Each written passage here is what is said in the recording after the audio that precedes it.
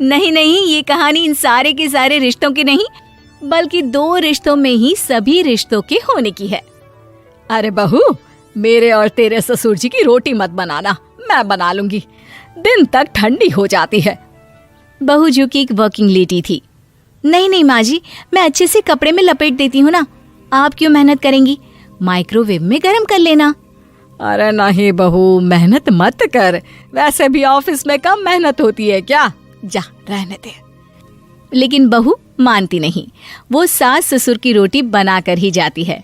दोपहर में खाने के वक्त ससुर जी कहते हैं, अरे बहू को रोटी बनाने के लिए क्यों मना कर दिया, क्या हो गया, ठंडा ही तो खाते आए हम लोग हमेशा से।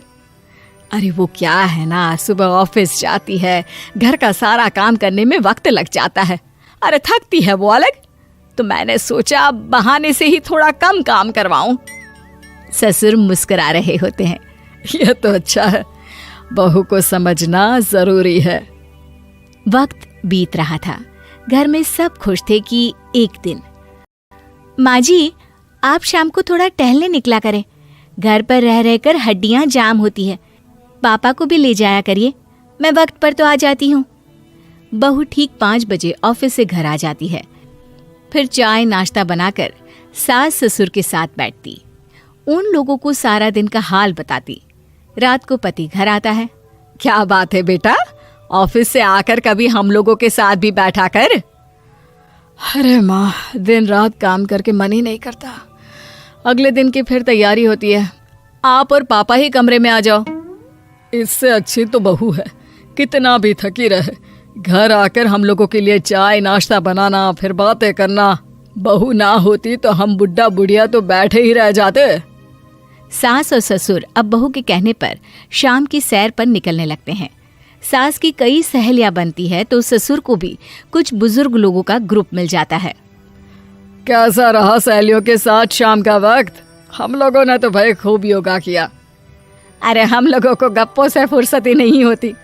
वैसे मिसेस मल्होत्रा आज बहू के बारे में कुछ बोल रही थी।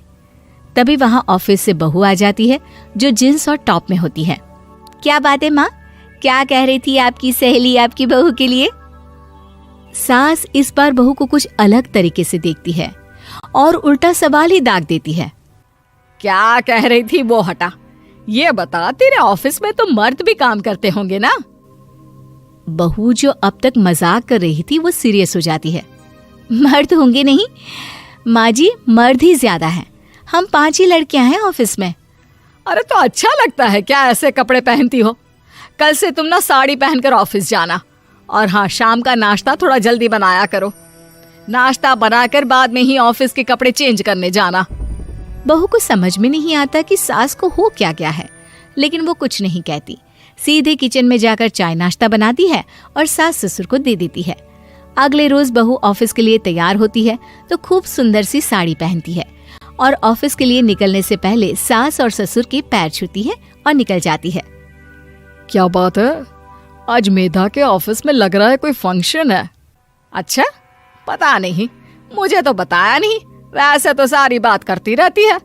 अरे देखा नहीं कैसे साड़ी पहनकर जा रही थी? अरे वो तो मैंने ही बोला है उसे। अरे अच्छा लगता है क्या रोज रोज ऐसे सूट या जींस में जाना? बहू हो, बहू बनकर रहो, और आप भी ना मेधा मेधा मत किया करिए, बहू बोला करिए, सर पर चढ़ जाएगी तो दिक्कत हो जाएगी।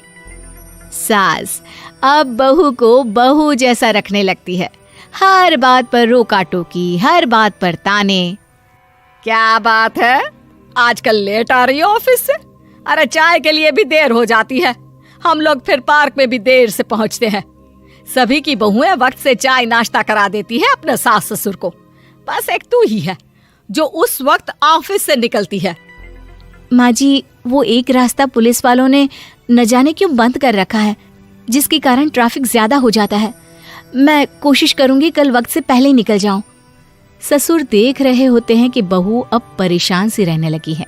एक रोज, मेधा, बेटी मेधा। जी पिताजी। बेटा देख जरा कौन सी टी शर्ट अच्छी लग रही है। वो क्या है ना, शाम को सब बदल बदल कर टी शर्ट पहनते हैं, मैं भी सोच रहा हूँ कि आज कुछ अच्छा सा पहन कर जाऊं। हाँ पिताजी, ये सही है, ये लाल वाली ना बहुत जचेगी आप पर। मेरे पापा पर भी डार्क रंग बहुत जचता है। क्या चल रहा है? अरे ससुर के सामने घूंघट तो छोड़ो, ऊपर से रंग बताया जा रहा है टी शर्ट का। अरे बहू, कोई संस्कार दिए नहीं है क्या तेरी माँ ने? बहू इस बार बहुत निराश हो जाती है। वो वहां से तुरंत अपने कमरे में चली जाती है। अब बहू घर का सारा काम करती, ऑफिस जाती, लेकिन साड़ी और सर पर पल्ला लेकर।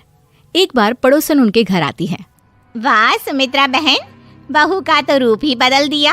ठीक किया, बहू बहू जैसी ही अच्छी लगती है। अच्छा चलती हूँ मैं। पड़ोसन के जाने के बाद सास बड़ी अकड़ के साथ कहती है, देखा मेरा कमाल, कैसे मैंने मेधा बहू को कंट्रोल में कर लिया। अब बारी ससुर के बोलने की थी। हाँ सुमित्रा, बिल्कुल, ये काम तो किया है तुमने, लेकिन कभी सोचा क्या खो दिया? क्या खो दिया? मैंने तो कुछ नहीं खोया जी। खोया है, पहले बहू जब ऑफिस जाती तुम्हारे पैर छूकर तुम्हें गले लगाती, लेकिन अब सिर्फ पैर छूती है। हाँ जी, ये बात तो आप ठीक बोल रहे हैं। पहले घंटों हम लोगों से बात करती, कमरे में ना जाती, ऑफिस से आते ही खुद की चाय, खाना, नाश्ता सब हम लोगों के साथ करती, सारी बात बताती। लेकिन क्या तुम्हें पता है, बहू की तबीयत खराब चल रही है, वो माँ बनने वाली है। ये बात मुझे बेटे ने बताई कि तुम्हें बता दूं। अब सास की आंख में आंसू थे। वो समझ गई थी कि लोगों के कहने में आकर उसने क्या खो दिया। शाम को बहू घर आती है तो माँ किचन में पकोड़े तल रही होती है। अरे माँ जी, आप रहने दीजिए ना, मैं आ तो रही थी। अरे नहीं, जा तू चेंज कर ले, मैं नाश्ता और चाय टेबल पर ही लगा रही हूँ मेधा। सास के मुंह से अपना नाम सुनकर बहू को बहुत अच्छा लगता है। माँ जी, कोई गलती हो गई है क्या? मेरे होते हुए आप काम करे, ये ठीक नहीं है। संस्कारी और समझदार बहू सास को माँ समझती है, लेकिन सास की बेवकूफ़ी उसे सास ही बनाकर रखती है। बहू, मुझे भी थोड़े संस्कार और समझदार बनने का मौका दे, जिससे मैं भी बहू नहीं बेटी को देखूं तुझ में। और हाँ, मेरा होने वाला पोता क्या कहेगा कि दादी ने तो मेरी माँ को बहुत परेशान किया। बहू सास को गले लगा लेती है। नहीं माँ जी, वो कहेगा कि माँ को तो दादी ने बेटी बनाकर रखा है।